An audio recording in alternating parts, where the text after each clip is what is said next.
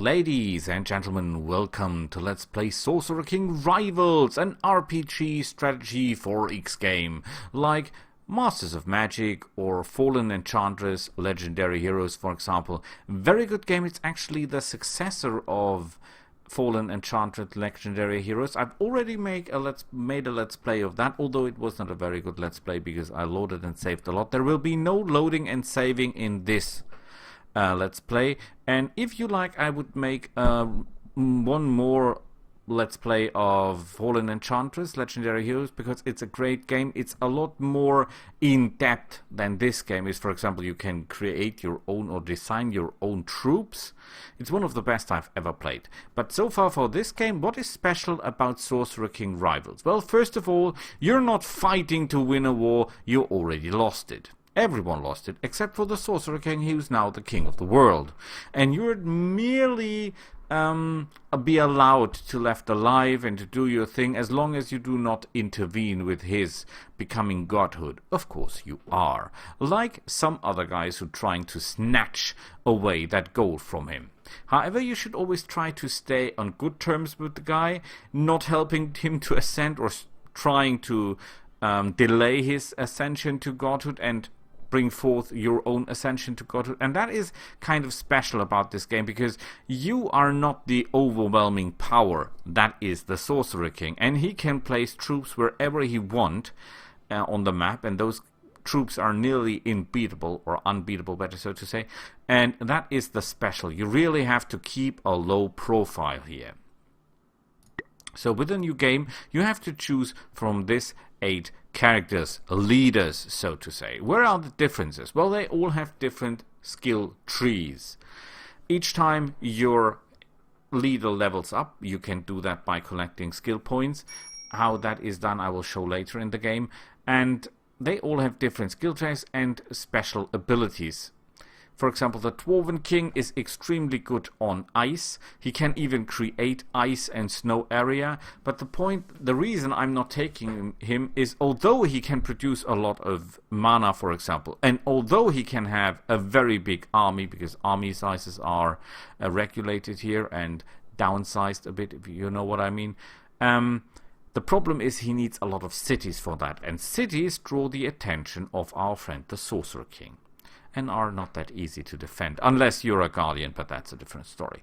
So that's the reason I'm not taking the Dwarven King. If you're only good at certain terrain, that means you're playing defensively, and a game can rarely be won by playing defensive. The Archlich has a special resource that no other one has. It's bones. Every time you win a battle, you collect bones, and from the bones you can create undead. That is great. However, the undead are not my preferred troop, so he's out of the window. The commander can command, in theory, one of the biggest armies in the game.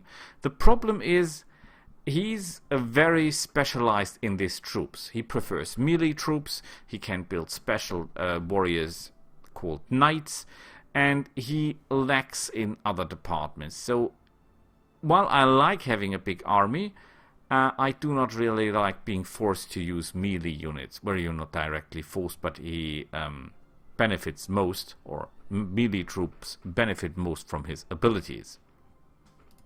There is the Guardian. Very, very great choice, because she can actually build the best archers in the game, the snipers. Problem is, yeah, you know I like snipers. I like ranged fighters, because I've got a certain idea that I hope you would like. The problem is, most of her skills are built for defending cities. And as I said, you're not winning by defending your cities. Yes, you can have a great golden dragon to defend your cities, but you need that dragon to attack the Sorcerer King, not to protect your cities, because when he comes after you and he finds out what you're doing, he will attack you, and it's better to strike first and take his troops on the field. Well, you have to do that later on. The Tyrant is kind of special, because he gets actually stronger the stronger the Sorcerer King is. So you're not really trying to stop the Sorcerer King, because you want to become powerful too, and you can only do that if the Sorcerer King has a lot of ascension points. So that's the reason we're not taking him. I don't want to become stronger just by pushing my enemy forward. Then we have the exactly opposite, which is the Priest. The priest, or priestess in this case, is a lady that can keep the enemy, the Sorcerer King, from getting ascension points. She can even take them away from him. She can heal the land, and she she has a special resource called Divine, which is very limited mana, you could say, for very special spells. Powerful spells, yes, but very limited. So, no, she's out of the picture. Just because you're not winning by healing shards and taking the ascension points, because you're only delaying it. You're not stopping it. The Tinkerer can build nice items, special items, legendary items, better items than all the others, but we don't want to tinker. If we want to do that, I think we would play Minecraft. That leaves us with the Wizard. The Wizard is the starting class, I think. He has very good skills. There is not one skill, as far as I think, in his arsenal that is useless. The others all have one or two quite useless skills. So that is good. And he starts with extra mana. You can customize, for example, the name. You can customize the hero he's taking with him to start with. And I personally like the Peregrine the Ranger most. You might ask why, because you say, oh wait, Vera the Slayer actually has a healer with her. Isn't that great? Yes, that is great, but the plan is another one, and you'll see that pretty soon. The books you take do not limit your spells directly. It's not like Masters of Magic that you have to take fire books to learn fire spells. It only increases the chance that you get enchant spells rather than cast spells or summon spells or wrath books. And you can choose one special ability. Now we will be playing this in the highest possible difficulty level, which is, I think, insane. The point is, hypnotism takes over an enemy unit. So while we are weak and the enemy is overwhelming because we're playing insane difficulty, with hypnotism we can actually take 1 or 2 or 3, depending on how much mana we have, of this insane units to our own side, and therefore giving us a chance to win this game. That's the basic idea.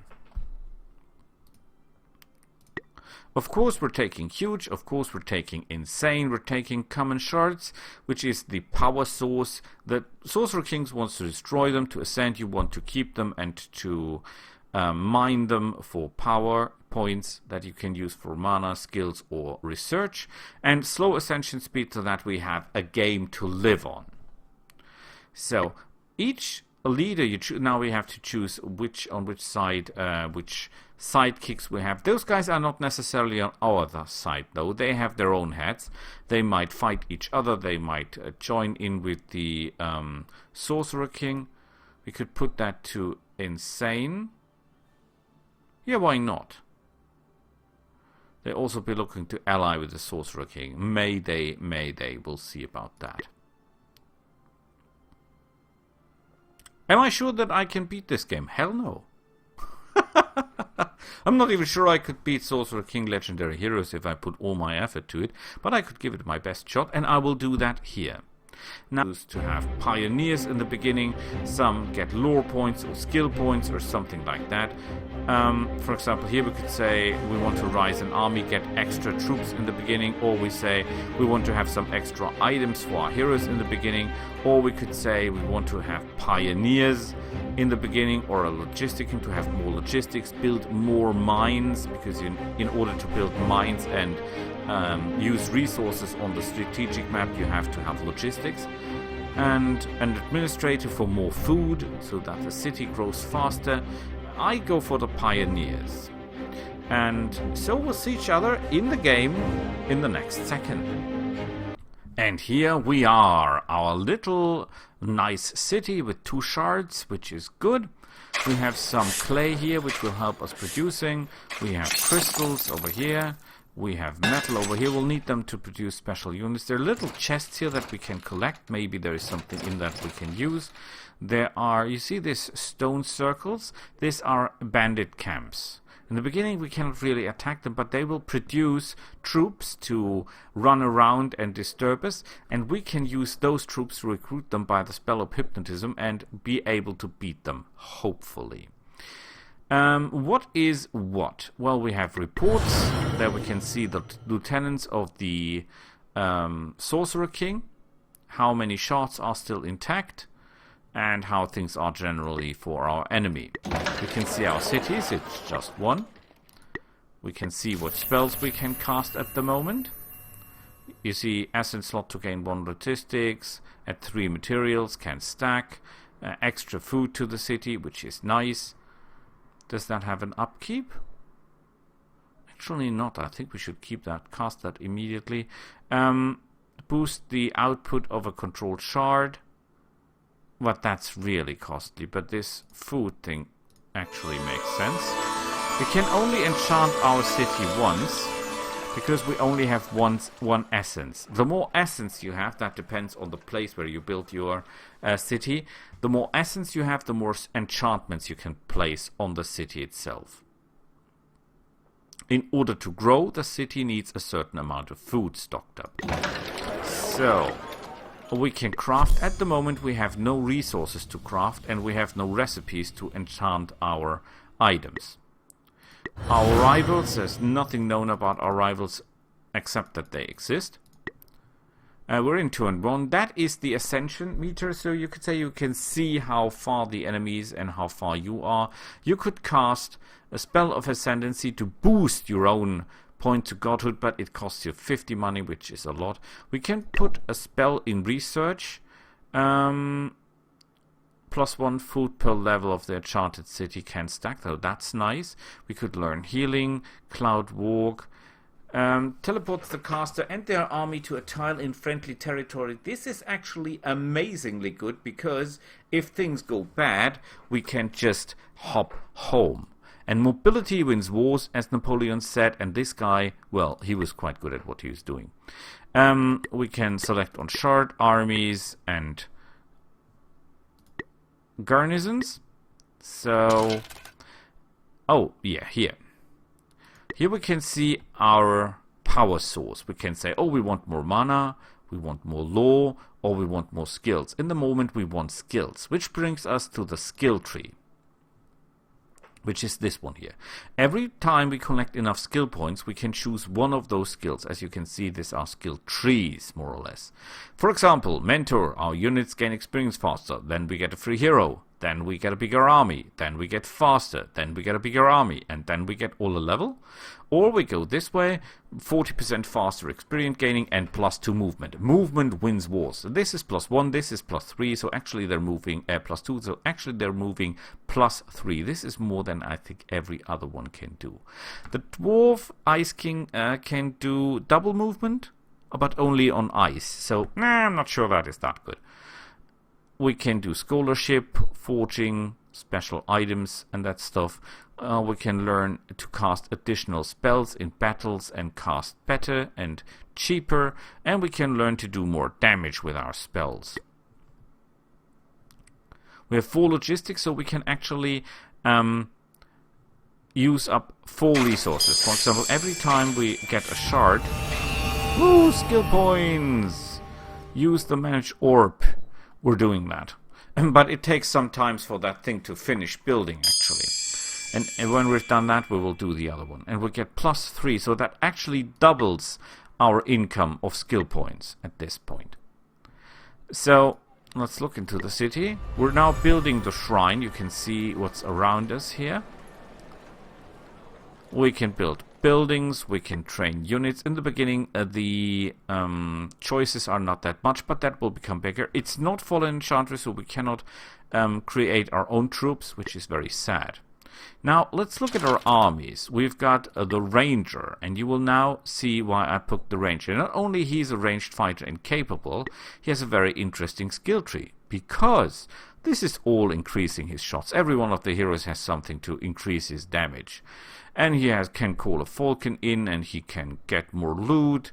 And then now comes the interesting part. +1 moves when the champion doesn't suffer from terrain penalties. We're not in an army, so when he's alone. That's not that great. All archers in the army get +2 to attack, +2 to initiative, and +10 accuracy. And all archers in the armor out to attack at the start of the battle. So we get actually a free shot with everyone in the team. Isn't that amazing? With that being said, we'll send our creatures out alone in the beginning, just to gather stuff. So look at this, +10 accuracy. So later on we can upgrade our items, our weapons. You take that. These are resources to build stuff. And this bear is really fast.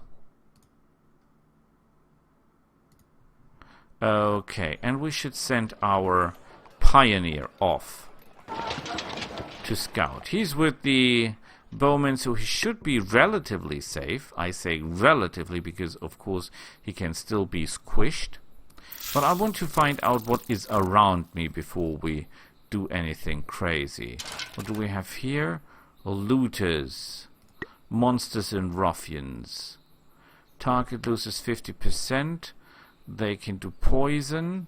They can do flaming arrow, which is good. And they're quite good bowmen, so that is not that bad. Maybe we should collect our forces as soon as possible. Just take this stuff here and then go back home. You will go that way. Find a way, a place where you can actually do some good. More items. More items.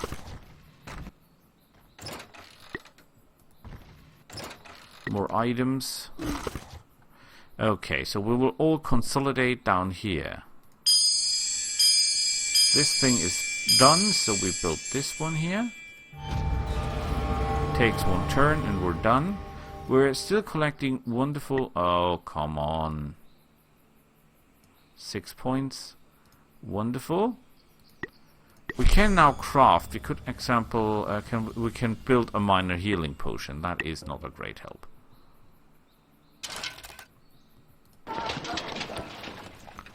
So, you run around trying to find something. Katai Forest. Not a great help here. I want you to go there. Where did they go? There they are, okay. Everything's fine.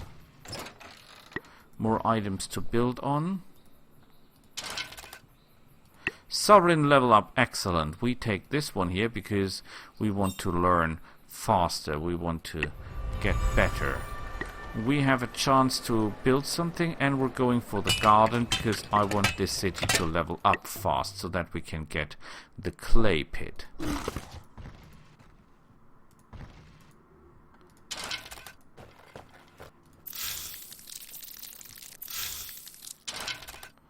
We have no movement left, sadly, but we can deal with that.